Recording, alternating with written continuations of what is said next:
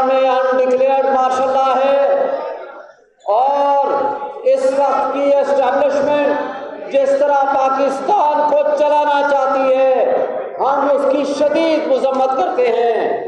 یہ کالا کوٹ جس نے پاکستان کو بنایا تھا آج اس کی ذمہ داری ڈبل ٹرپل ہو چکی ہے۔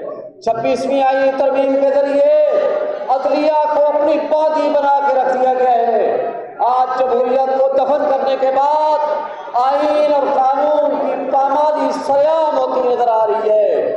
ہیومن رائٹس وائلیشنز وہ اس طرح سے ہو رہی ہے کہ جو مقبوضہ کشمیر میں بھی نہیں ہو رہی۔ میں یہ سمجھتا ہوں کہ آج آپ کی ذمہ داری ہے آپ اٹھیں، اپنے اندر بھی ایک جو ڈاؤٹس اسٹیبلشمنٹ کے گھوم رہے ہیں ان سے کوئی گھبرانے کی ضرورت نہیں ہے۔